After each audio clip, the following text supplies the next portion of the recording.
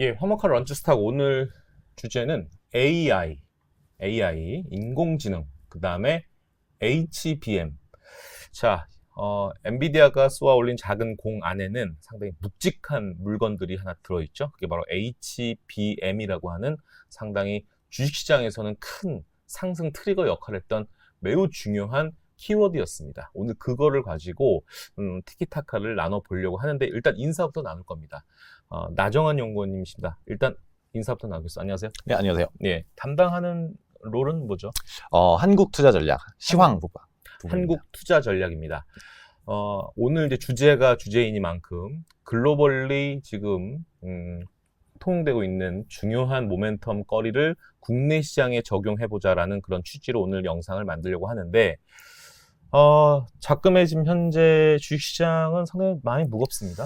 네, 지금 뭐 주가를 보시면 아시겠지만 조금 네. 반도체도 그렇고 지지부진한 박스권 흐름이 계속 지속이 되고 있습니다. 네. 뭐 아무래도 금리가 가장 큰 원인이 아닌가라고 좀 생각을 하고 있습니다. 그러니까 이런 것 같습니다. 그러니까 상당히 많이 오른 종목들의 경우, 그러니까 뭐 피부 미용일 수도 있고, 아니면은 AI 관련돼서 의료 쪽이라든지 아니면은 뭐 소프트웨어 프로그램도 마찬가지고, 반도체도 마찬가지고, 제법 많이 올랐던 놈들이 뭔가 하락에 대한 트리거만 나오면 그냥 아예 뭐 뒤도 안 돌아보고 그냥 내팽개치는. 그렇죠. 물론 뭐 매수세가 탄탄하게 받쳐주면 어느 정도 비등비등 뭐 이 정도면 뭐 오늘 다 빠졌어라고 어느 정도 고개를 끄덕거리겠는데 야 이거 심각한데라고 할 정도의 좀 매도의 무게감이 좀 느껴지는 그런 이번 주 아닌가 싶습니다. 네. 그럼에도 불구하고 지금 우리 NH 하우스 뷰는 일단 투자 전략 입장에서는 네. 지금 이제 뭐 어쨌든 얻어맞은 건 어쩔 수 없는 거고 향후에 대한 어떤 전략은 좀 분할 저점 매수에 대한 유효성은 계속 지금 목소리를 내고 있습니까? 그렇죠. 저희는 일단 박스권 흐름은 좀 지속이 될 거라고 하는데 예. 박스권 저점에서는 조금 매수, 그러니까 좀 그 내년에도 계속 성장세를 이어갈 것으로 예상되는 업종에 대한 매수는 이어가야 된다라는 입장을 계속 표명을 하고 있고요. 대표적인 업종으로는 오늘 말씀드린 반도체가 있습니다. 예. 자, 여러분 날씨가 매일매일 맑으면요. 그 토양은 사막이 됩니다. 그러니까 지금 닥쳐오고 있는 이런 시련과 장애물은 내가 좀 더 레벨업 한 단계 발전하기 위한 하나의 초석이고 친구라고 여겨서 뭔가 좀 좋은 그 발전의 토대가 마련될 수 있는 기회였으면 좋겠습니다. 자, 이번 주 21일과 22일에는 두산 로보틱스 상장 청약 일반인들을 상대로 하지 않습니까? 그러다 보니까 오늘 개념 기준으로 했을 때 이번 주 초에는 주식을 어느 정도 좀 매도를 해놔야 청약에 참여할 수 있는 거 아니겠습니까? 2만 6천 원 확정이잖아요. 네. 그렇죠? 2만 6천 원이면 시가총액이 한 1조 한 5, 6천억 정도? 그 정도 되죠? 근데 이제 그 로봇의 대장이었던 네. 레인보우가 지금 3조 한 4천억 정도 되니까 네. 우리가 따따블로 하면은 야 이거 10월 5일날 이거 잘만 물론 뭐 배정은 좀 덜 받겠지만 잘 이게 분위기가 형성이 되면은 10만 원도 볼 수 있는 물론 400%까지 한도가 있지 않습니까? 그렇죠. 그러니까 어쨌든 뭐 경쟁률, 뭐 기관 청약하는 것도 보고 아마 개인들도 많이 들어올 거라고 보여져서 지금 그렇죠. 이런 공모 청약하기 위한 매도 자금 어느 정도 일정 역할을 하지 않을까요? 그럴 수 있죠. 최근에 뭐 개인 매수세가 좀 약해진 점이 뭐 그러한 점에서 그럴 수도 있고, 아니면 2차 전지가 좀 꺾이면서 하락세를 보이니까 뭐 차익 실현하면서 뭐 다른 쪽으로 간 거일 수도 있고. 근데 전반적으로 IPO 시장은 최근에 좀 좋아지는 분위기인 것 같아요. 미국도 뭐 어제 보시면 아시겠지만 인스타카트라는 그 식료품 배달하는 업체가 상장을 했는데 12% 초반에 오르고 그 지난주에도 ARM 그렇죠. 상장했었는데 굉장히 호조세를 보였었죠. 그런 관점에서 봤을 때 IPO 시장이 전반적으로 좀 회복되는 모습을 보이고 있지 않나라는 점에서 두산 로보틱스도 맞습니다. 작년보다도 일단 IPO 분위기는 나쁘지 않아서 뭐 기대를 좀 해봐도 되고 또 공모주 제도가 또 확대 변경됐기 때문에 상당히 수급에 대한 블랙홀 역할은 일단 할 것이다. 그러다 보니까 좀 매도 압력이 좀 있고, 또 이번 주는 또 FOMC 그렇죠. 또 회의가 있다 보니 눈치를 좀 봐야 되는 그런 상황이고, 외국인 선물 계속 때리고 있고, 뭐 받쳐줄 만한 개인들 수급이 예전만큼 그렇게 세지가 세지 않다 않아요. 보니까 네. 시장은 조금 또 추석도 네. 얼마 안 남았지 않습니까? 그러니까 모멘텀 거리 없는 9월 한 셋째 주, 넷째 주인 것 같아요. 네. 그러니까 하락은 어쩔 수 없다. 그렇죠? 받아들여야 돼. 받아들여야 되는데 이럴수록 좋은 놈들을 이제 사냥을 해야 되는데 바닥에 있는 놈들이 오릅니다. 그러니까 예를 들어서 네. 5G. 5G. 5G. 네. 아, 정말 아무도 안 봤죠. 네, 극대 소외감을 가장 많이 받고 있는 섹터 중에 하나가 5G. 그렇죠. 바닥에서 올라오고 있고요. 또 다시 한번 또 주가 올라가는 게 또 자동차 부품들이 또 상승 다이버전스가 또 차트가 흐름이 나오면서 야 이거 봐라. 또 상승이 또 자동차 쪽에서 나오고 있네 라는 얘기들도 좀 있고, 네. 그 다음에 워낙 많이 빠졌던 뭐 순수 퓨어 케미칼이라든지 뭐 의류 뭐 패션 이쪽 또 방산도 더 이상 안 빠지고 받쳐주고 있는 모습들. 그러니까 약간 이제 균형감을 좀 찾는 건가 라는 생각이 있고, 차트 한번 보여줄까요? 에코프로 한번 봅시다.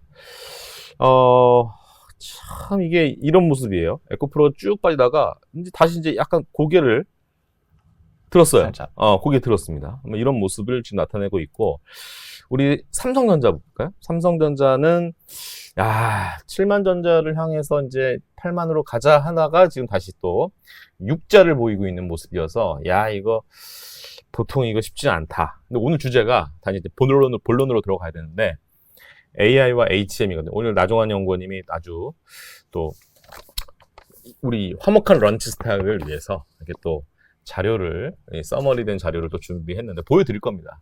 내용 보니까 군더더기 설명 딱 빼고 이렇게 약간 시각적인 어떤 메시지 전달용 그런 자료니까 한번 이따 보여드리겠습니다. 삼성전자 워낙 주주분들이 학수고대하고 있는 주가 흐름은 8만, 9만 전자거든요. 그렇죠. 우리가 AI와 HM에 대해서 얘기할 때 하이닉스랑 삼성전자 논하지 않을 수가 없기 때문에 네. 하이닉스 한번 차트 볼까요? 이것도 한번 느낌만 보죠. 이런 모습이에요. 상당히 탄탄해요. 다른 종목들 대비했을 때. 자, 만약에 나 연구원님이라면 둘 중에 하나 고르러 가면 네. 삼전입니까? 한익입니까? 저는 하이닉스입니다. 왜요? 우선 네. HBM 시장에서 선두를 달리고 있는 거는 삼성전자보다는 하이닉스. 하이닉스죠. 그렇죠. 네. 뭐 내년에 가서는 분위기가 조금 더 바뀔 수는 있는데 일단은 뭐 그 다음 차세대 HBM에서도 양산 시기가 좀 더 빠른 편이 하이닉스. 그리고 실적 턴어라운드 관점에서도 하이닉스가 좀 더 빠를 거라고 예상이 되고 있기 때문에 네. 우선은 좀 하이닉스가 더 선호가 되지 않나라고 생각하고 있습니다. 그런데 저는 이제 질문을 드리고 싶은 내용이 뭐냐면, 그럼 오케이, 어느 정도는 어그리가 되는데 노이즈는 있습니다.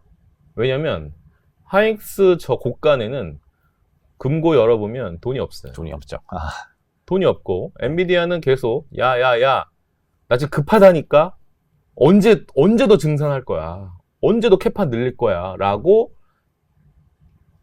메시지만 전달하고 휙 가버려. 이제 하이닉스 이제 참모진들이 모여서 논의하겠지. 야 지금 어떻게 해야 되냐 지금 우리 메모리 단에서 낸드 단에서 계속 감산 추세에 가고 있는데 이 HBM이라는 큰 거대 공룡이 들어와서 이거 한번 물 들어올 때 노를 한번 젓자. 뭔가 이게 자금 이슈, 자금에 대한 노이즈를 어떤 식으로 해결을 할 건지, 이게 사실은 투자자들에게는 걱정이면서 기대감이면서 뭐 여러 가지 좀 마음이 복잡합니다. 그럼에도 불구하고 하이닉스를 조금 더 좋게 보는 거는 사실 하이닉스가 자속 적자를 올해 좀 기록을 했었는데 네. 4분기 그러니까 컨센서스 기준으로 4분기쯤에는 이제 흑자 전환을 할 가능성이 좀 높아지고 있습니다. HBM이 사실 그 엔비디아 향으로 납품이 되고 있기는 한데 전체 매출에서 차지하는 비중 자체는 그렇게 높지는 않았어요.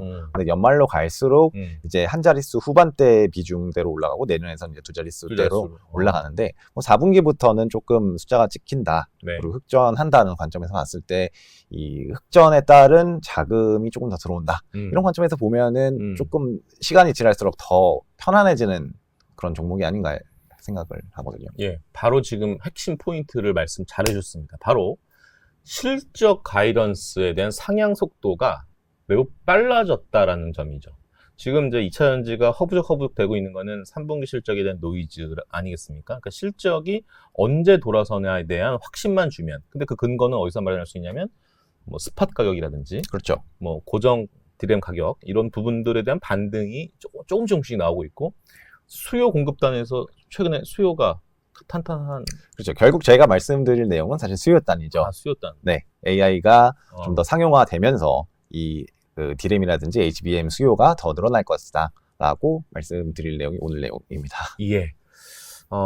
종목장이 누군가는 끝났다라고 얘기하는데, 저는 삼성전자, 하이닉스도 종목이잖아요. 종목 장세는 계속 이어집니다. 근데 어느 섹터에서 우리가 그 발췌를 해야 되냐라고 했을 때, 일단 반도체는 반드시 머스트 해브 아이템이 아닌가라고 생각이 들기 때문에 본 게임으로 들어가 보도록 하겠습니다. 자료 보여주시죠. 자, 첫 번째 장 한번 보여주시면, 일단 요거부터 한번 좀 브리핑을 좀 빠르게 한번 진행해 주시죠.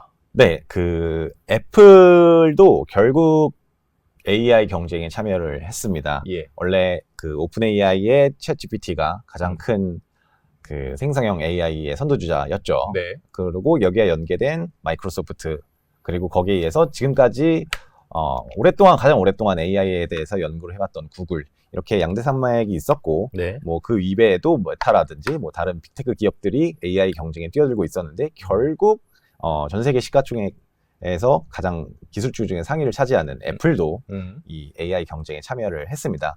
뭐 애플 CEO가 뭐 공식적으로 우리가 애플 그 GPT 이런 AI에 참여하겠다라고 발언을 한 건 아닌데, 예. 사실 보도상으로 사내적으로 AI 그 모델을 만들고 챗봇을 만들어서 지금 테스트를 하고 있다라는 이렇게 보도가 나오면서 결국은 애플도 AI 경쟁에 참여를 하고 있다라고 조금 보시면 될 것 같고, 네.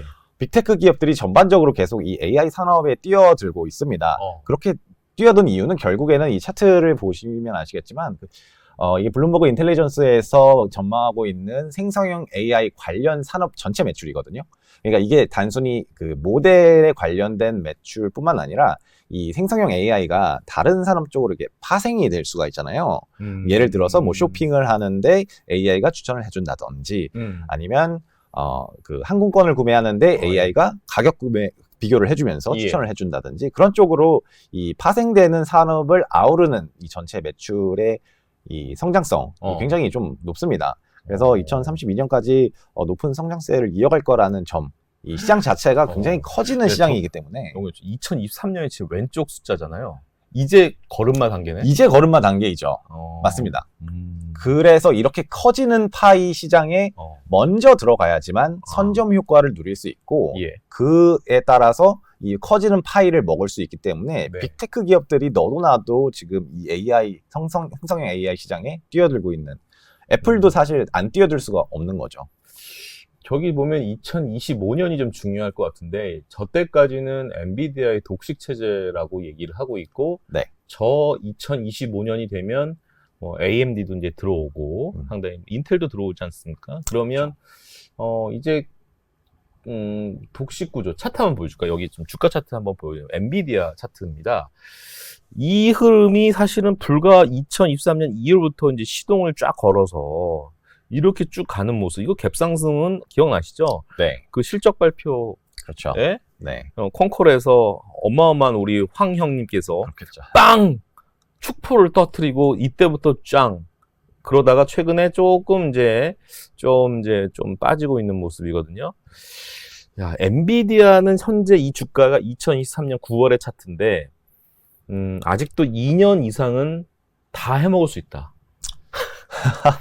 그러면 주가가 지금 거의 목표 주가가 좀 올리더라고요, 외사도.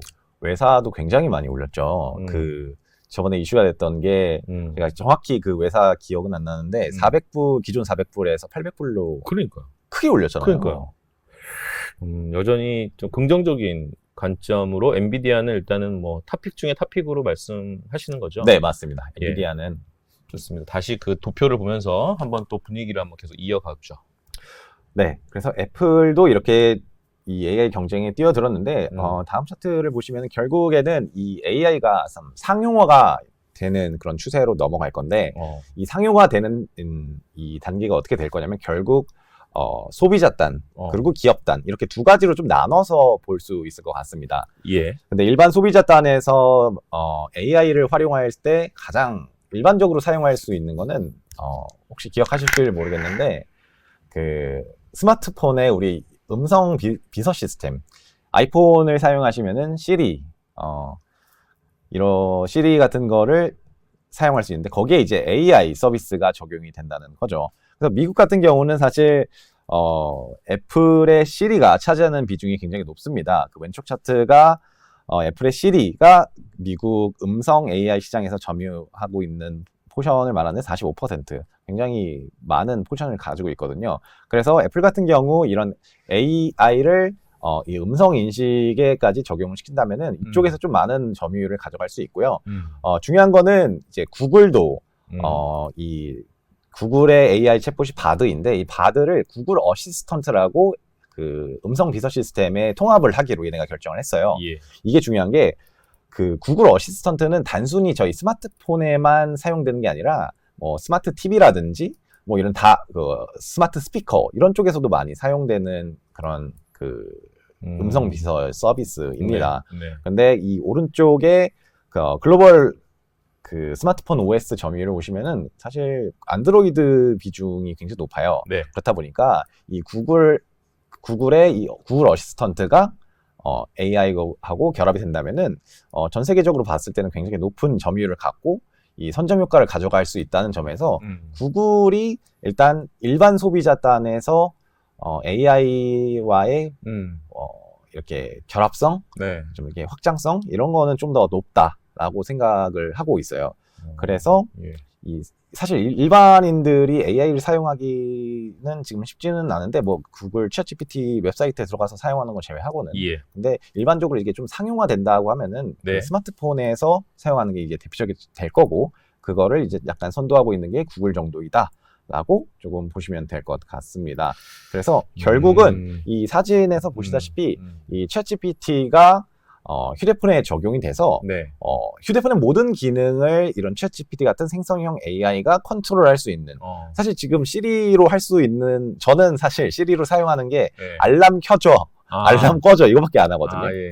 근데 뭐 누구한테 어떤 카톡에 들어가서 메시지를 보내줘 아니면은 카톡에서 우리 그 현금 보내는 기능 있지 않습니까? 그런 것까지 이렇게 컨트롤을 할 수 있다고 한다면은 그걸 음성으로 컨트롤할 수 있다고 한다면은 AI에 사용하는 비중 자체는 굉장히 높아지지 않을까라고 생각이 됩니다.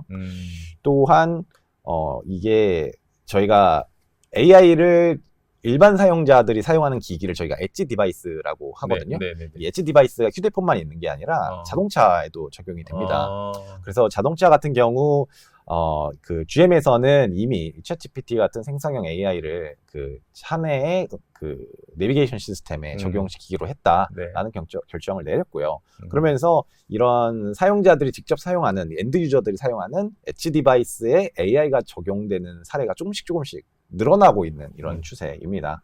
그래서 이런 추세가 좀 지속이 된다면은 결국에는 일반 사용자들은 AI 사용을 더 많이 하고 AI가 예전에 1990년대 인터넷처럼 좀 상용화가 되는 그런 추세로 좀 이어가는 게 아닌가라고 생각이 되고 있고 하나를 더 말씀드리자면은 애플 아까 말씀드렸는데 애플이 사실 뭐 AI 쪽에서는 지금 엄청 뭔가 보여준 게 없잖아요. 뭐 아이폰 15 발표한 거 뭐 대단하긴 한데 AI 관련 쪽은 아니니까. 그렇죠.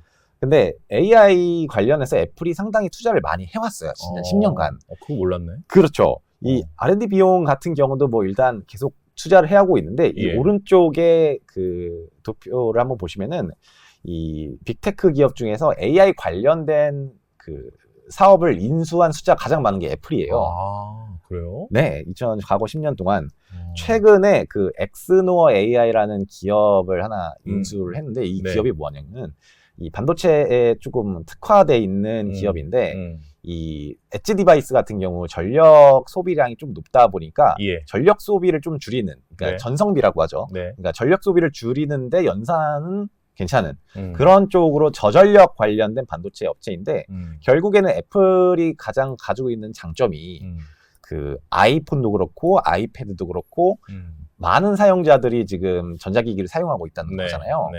그런 기기에서 AI를 적용시키려는 것이 지금 애플의 목적이다라고 생각이 되고 있어요. 네. 그래서 이 AI를 사용하게 되면 연산 수요가 굉장히 높아지기 때문에 이거를 이 휴대폰에 아예 그 연산 수요를 할 수 있는 처리 장치를 휴대폰에 심는 거죠. 아예 탑재를 하는구나. 탑재를 하는 거죠.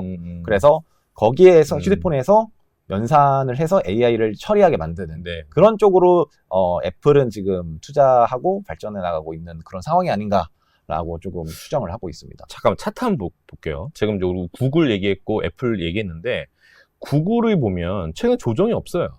자, 제가 길게 봤지 않습니까? 길게 보면 왜 길게 보여드렸냐면 전고점 영역 2021년에 찍었던 가격대에 아직 못 왔어. 아직 못 왔습니다. 그렇죠? 그럼 물론 52주 신고가는 맞지만 그 가까이 한번 보여드려도 최근에 빅테크들 조정받는 거와는 좀 상관없이 얘는 좀 주가가 잘 가고 있습니다. 엔비디아는 이래요. 좀 최근에 조정받고 있잖아요. 그런데 길게 한번 볼까요? 길게 보면 입이 딱 벌어져요. 그렇죠. 이미 넘었죠. 넘었어요.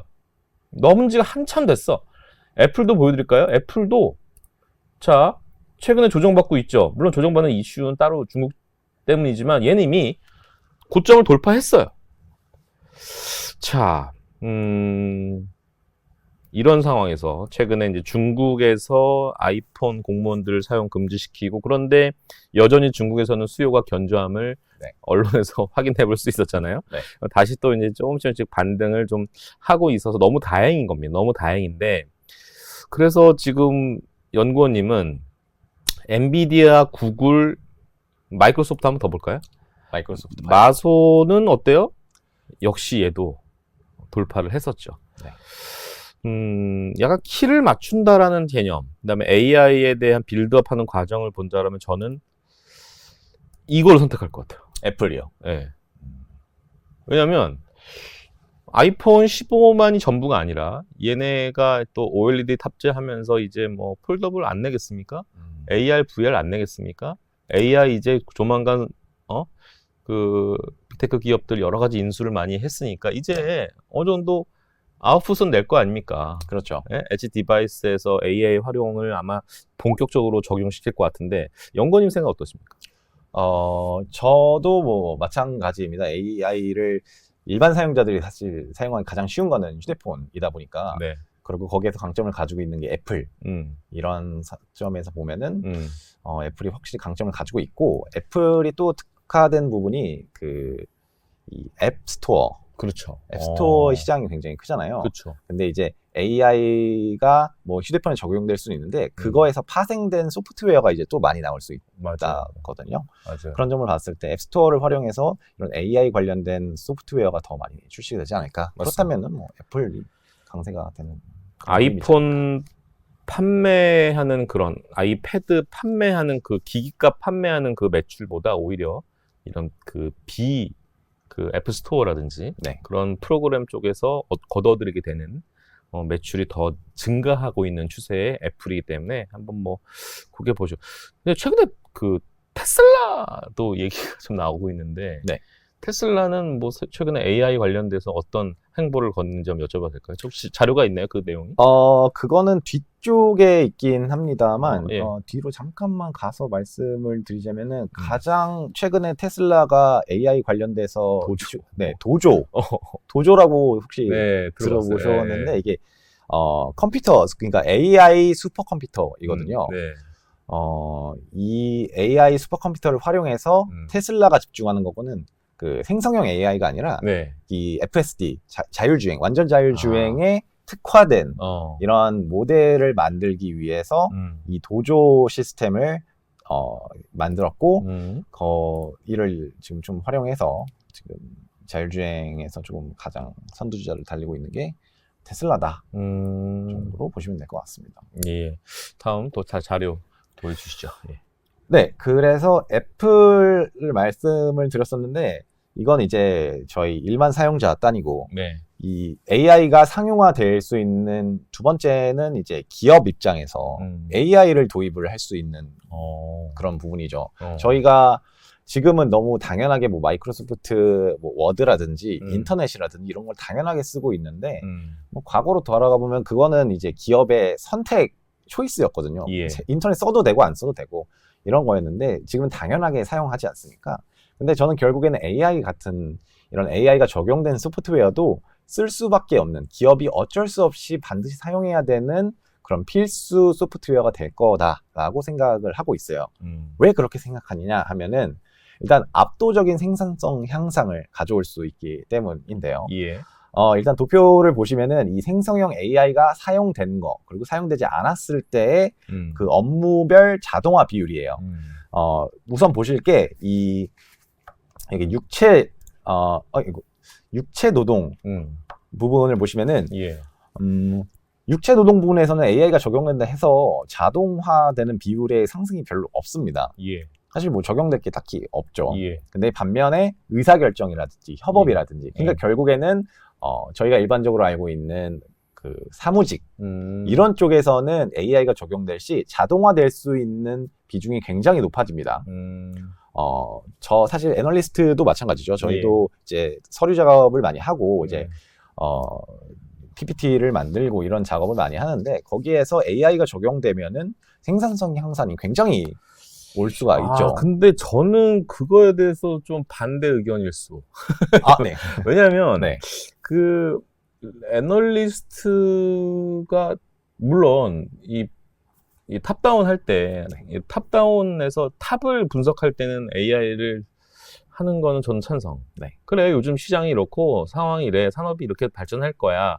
그런 자료들은 뭐 거기서 뭐 갖고 와도 상관없겠지. 근데 애널리스트는 나만의 목소리, 나만의 결론, 뭔가 독창성이 필요한 AI가 전혀 따라올 수 없는 정말 한방, 빵! 이게 있어야 된다고 저는 생각하거든요. 거기에 저도 동일합니다. 동일합니다.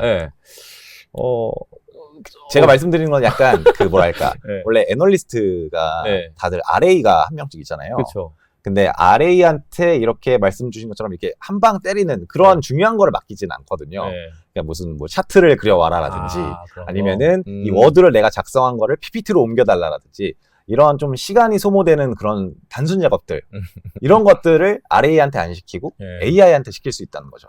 그럼 기업 측면에서 봤을 때 RA 한 명을 고용하는 것보다는 AI를 시스템을 사용하는 게 훨씬 비용 측면에서 효율적이다 보니까 향후에선 이런 애널리스트의 영역도 좀 AI가 적용될 수 있고 당연히 다른 그냥 일반 사무직에서도 이런 단순 업무 같은 경우 사람 채용하는 것보다 AI를 적용하는 게 좀 더 쉽지 않을까. 알겠습니다. 좋아요. 증권회사 직원들이 필요 없는 세상이 고객들 입장에서는 그렇죠. 그럴 수도 있겠네. 저도 뭐 좀 위험하죠. 우리도 위험한 시절이네요. 알겠습니다. 그래서 보시면은 이 업종별로도 제가 이 자동화 비율을 조금 나열해 봤는데 업종별로도 이렇게 보시면 뭐 농업이나 건설업 이런 쪽에서는 이렇게 큰 그 자동화 비율 그러니까 생산성의 향상을 보기는 좀 어렵고요. 사무 보조라든지 교육 쪽에서 굉장히 활용성, 그러니까 자동화 비율이 높아지는 것을 확인을 하실 수가 있어요. 연구원님, 말씀 끊어서 죄송한데 지금 약간 시청자분들이 이 영상을 닫는 그 소리가 좀 들려요. 너무 길어진다 이거. 우리 핵심 위주로 좀 빠르게 좀 우리 탭을 좀 감아도 될까요? 네네네. 결국 그 애플의 AI 적용에 따라서 일반 사용자들이 AI 사용하는 비율이 높아지고 기업에서도 생산성 향상을 가져오기 때문에 AI를 도입하는 비중이 높아집니다. 이는 결국 HBM으로 연결이 될 수밖에 없습니다. AI 상용화는 이 HBM 수요 증가를 좀 의미를 하거든요. HBM이 뭐예요 도대체? 이게 하이 밴드 메모리라고 해서 광대역폭 메모리입니다. 그러니까 왜 이게 쓰이냐면은 네. 일반적으로 저희가 지금 AI의 수혜주가 GPU잖아요. 네. 엔비디아가 가지고 있는 예. CPU가 아니잖아요. 예, 그렇죠. 이게 왜 그러냐면은 이 GPU는 이제 여러 가지 많은 데이터를 한꺼번에 처리할 수 있는 기능에 특화돼 있고요. HBM 같은 경우도 이게 대역폭이 넓다 보니까 많은 데이터를 한꺼번에 왔다 갔다 할 수 있는 그 수가 많아집니다. 그러니까 교통체증을 막기 맞습니다. 위해서 도로를 더 확대하는 거죠. 네, 맞습니다. 네. 이게 단순히 2차선에서 왔다 갔다 하는 게 아니라 예. 8차선, 10차선으로 이렇게 예, 넓혀주는 이런 기능을 갖고 있기 때문에 AI 상용화는 HBM 수요 확대 요인이다라고 보고 근데 있습니다. 이게 평면적으로 차선을 늘리는 것뿐만 아니라 아예 1층, 2층, 3층 도로까지 만들어 버리니까 훨씬 더 교통체증을 해결할 수 있는. 그렇죠. 그래서 낸드도 처음에 고단화로서 쌓아가는 그런 과정도 하나의 일맥상통하는 것 같아요. 근데 궁금한 게 좀 화면 좀 바꿔주세요. 이게 지금 제 고민이 뭐냐면 지금 엔비디아가 숙제를 줬단 말이에요. HBM 관련돼서 숙제를 줬는데 이거 지금 하이닉스가 10년 전부터 개발한 게 지금 들어간 거 아니겠습니까? 그렇죠. 근데 궁금한 게 뭐냐면 오늘도 이제 마이크론 테크놀로지에 대한 목표가를 서서히 좀 올리고 있는 입장인데, 삼성전자도 올해 지금 삼성 HBM 관련해서, 야, 너도 해. 마이크론 테크놀로지한테는 그런 얘기를 안 할까요? 물론, 얘네들 하는 그 형식이 달라서 바로바로 지금 투입이 못 되고 있는 건 알겠지만, 마이크론 테크놀로지나 삼성전자에 대한 이 하이닉스 물량을 뺏어오는 이 구조, 요거는 생각 안 해보셨습니까? 그럴 수도 있는데 일단은 이 전 세계에서 이 HBM 점유율을 조금만 보실게요. 이 오른쪽 차트를 보시면 되는데 지금 현 시점 2023년 기준으로 보면은 SK 하이닉스하고 삼성전자가 HBM3를 기준으로 해서 전 세계 점유율의 90% 이상을 가져가고 있거든요. 그러니까 일단 양산을 잘하는 게 중요한데 그거를 SK 하이닉스하고 삼성전자가 잘하고 있다. 야, 당분간 독주네. 당분간은 마이크론은 조금 진입하기가 조금 어려워지죠. 어렵다. 이게 뭐 트렌드포스에서 발표한 내용이긴 하지만 2024년에도 마이크론의 그 HBM 시장 점유율 전망을 보시면 오히려 줄어들거든요. 그러니까 이 차세대 HBM으로 넘어갈수록 양산을 잘하는 게 중요한데 그거는 지금 잘하고 있는 SK 하이닉스하고 삼성전자가 더 잘할 것이다 라고 지금 보고 있는 게 추세이죠. 그렇다 보니까 맨 마지막 줄이 상당히 눈에 들어옵니다. 글로벌 HBM 독점인 한국 반도체 업종에 주목을 하라. 요거는 상당히 좀 의미가 좀 있고 좀 팍 들어옵니다. 그래서 10월서부터는 좀 두 녀석의 좀 강한 주가 레벨업이 가능하지 않을까. 제발 좀 그랬으면 좋겠습니다. 네. 예. HBM 관련된 내용들은 뭐 추가적으로 말씀하실 건 아닙니다. 더 있습니까? 아니, 없습니다. 없습니까? 네. 예. 그러면 어차피 한국 주식 전략 쪽도 담당하시니까 또 국내 주식에 관련된 종목들은 어떤 게 있는지 한번 살펴봐야 되는데 연구원님이 일단은 말씀 주실 거는 사실은 이 회사도 좀 연관이 있지 않습니까? 이오테크닉스. 그렇죠. 어닐링. 그렇죠? 네. 이 회사는 뭐 어떤 영향이 일단 1타는 한미반도체죠. 네. 내가 이 형님을 빠뜨리고 얘기할 수는 없네. 한미반도체. 도대체 얘가 무슨 상관이 있어요? 얘가 HBM. 일단은 이 HBM을 만드는 데 있어서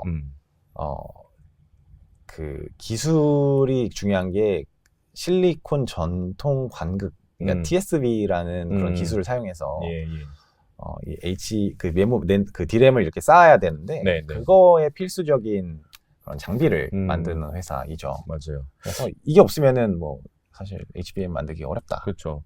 그러니까 후공정단에서 이 하이브리드 공법에 대한 변화가 TSMC한테도 참 채택이 되었던 한미반도체였고 이제는 이제 HBM이라는 강력한 무기까지 탑재를 했으니 글로벌 업체들, 특히 TSMC, 엔비디아 상당히 골고루 선택받고 있는 한미반도체인데 다만 부담스러운 거는 밸류예요. 이 회사의 시가총액은요, 뭐 보시면 아시겠지만 거의 5조 단입니다. 5조 단인데 이 회사의 지금 전체적으로 재무제표만 살짝 살펴봐도 뭐 매년 3천억 정도의 매출, 그 다음에 영업이익은 1,000억대입니다. 그러면 말 다 있죠. 1,000억짜리 회사가 지금 시가총액을 어느 정도 부여받습니까? 상당히 고밸류인 거죠. 보통 반도체 장비주들이 한 10배에서 15배 정도로 그렇죠. 받는 것들이 대부분인데 이건 네. 상당히 고밸류 아니냐. 근데 아까 나정환 연구님의 아까 도표 자료를 보니까 좀 미리 땡겨서 받는. 미리 땡겨서 받는 그런 경향이 한국에서 굉장히 좀 뭐 2차전지 경험해봤잖아요. 그렇죠. 네. 다 아시죠. 네. 음, 2차 전지도 뭐 몇 년 후 걸 다 이렇게 땡겨와서 밸류를 받고 음, 납득을 하고 있기 때문에 뭐 한국 그 HBM 관련된 주가도 비슷한 게 아닌가.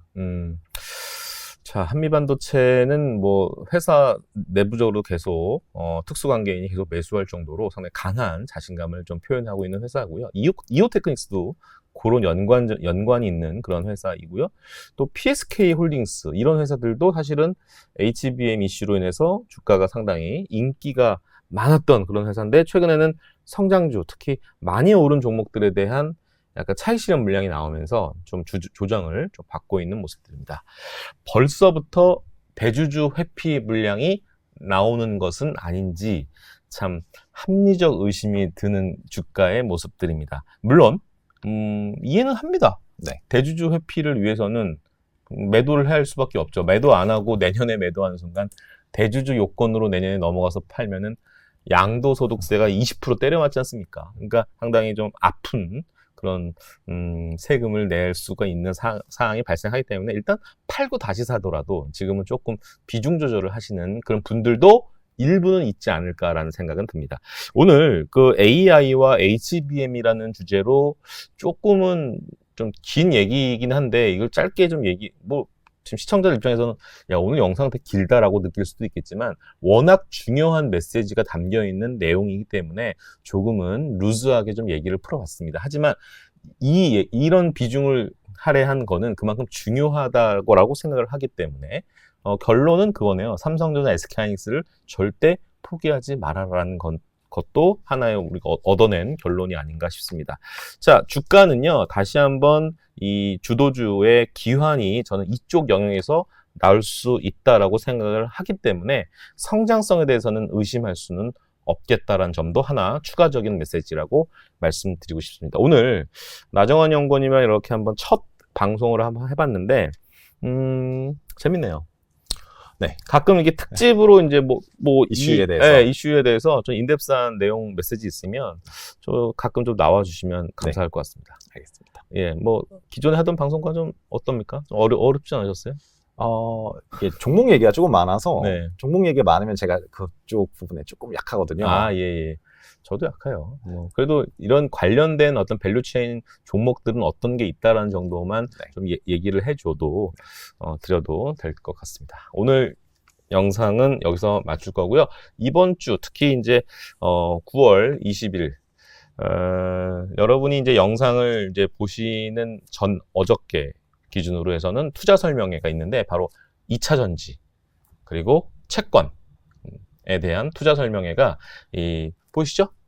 예, 디지털 케어 서비스 요거의 또 일환으로 하이브리드 페이스 투 페이스 투자 설명회를 진행하는 거니까요. 이것도 유튜브에 영상을 잘 찍어서 올려드릴 테니까 요 투자 설명회 내용도 한번 같이 곁들여서 살펴보셨으면 좋겠습니다. 2차 전지도 있으니까 주식 쪽 관심 있으신 분들은 그쪽 앞부분 내용 잘 보시면 되실 것 같습니다. 오늘 영상은 여기서 마치겠습니다. 감사합니다.